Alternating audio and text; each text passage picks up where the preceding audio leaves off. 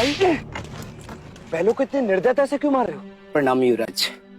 हमारे बैलगाड़ी का पहिया गड्ढे में फंस गया है। तो ये पहिया बैलों को मारने से नहीं निकलेगा। चलो मैं तुम्हारी सहायता करता हूँ। चलो।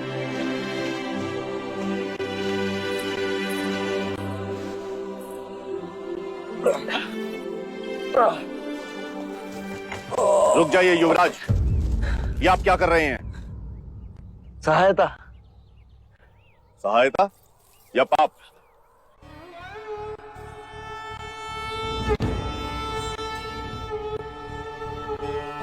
पाप? कैसे पाप? क्या आप नहीं जानते? ये एक शूद्र है और तुम ओछी जाति के युवराज को रोकते तक नहीं, दंडवत होके क्षमा मांगो युवराज से। ठहरो ठहरो, ये हमसे क्षमा क्यों मांगे? इसने आपको छूने का अपराध किया है। इसने मुझे नहीं, मैंने इसे छू। क्षमा युवराज, पहले इसने इस ब्राह्मण मार्ग में आने का अपराध किया है। कैसा अपराध? ये मार्ग सबके लिए है। ये सृष्टि, ये जल, वायु, मिट्टी, ये ईश्वर का अपराधी है और इसे दंड मिलना चाहिए। उसी ईश्वर ने इसे बनाया है जिसने तुमको। और यदि ये ईश्वर का अपराधी है तो इसे ईश्वर ही दंडित करेगा। तुम होते कौन हो इसे दंडित करने वाले?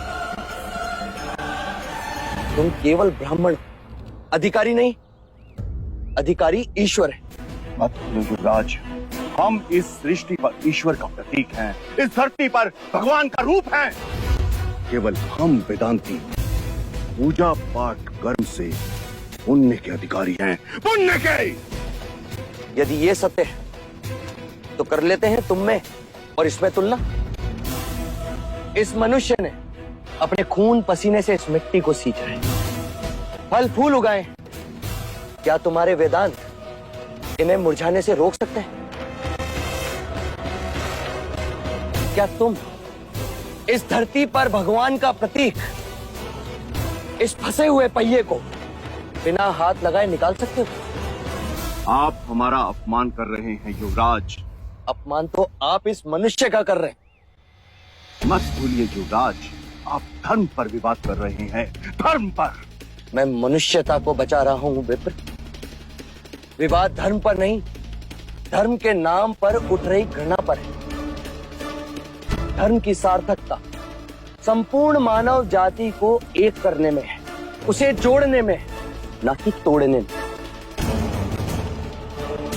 वर्ण कर्म के अनुसार, ना कि धर्म के अनुसार।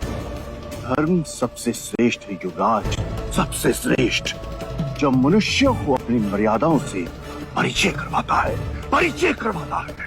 उस धर्म को बनाया किसने? मनुष्य ने।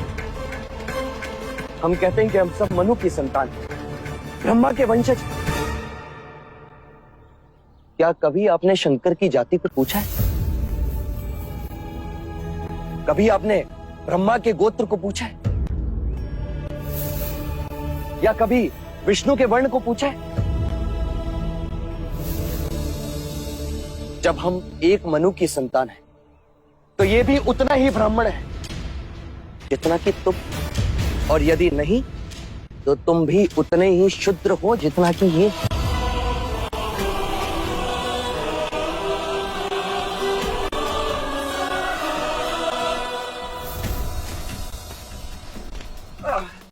चलो पहिया निकाले। तो फिर लगाओ जोर।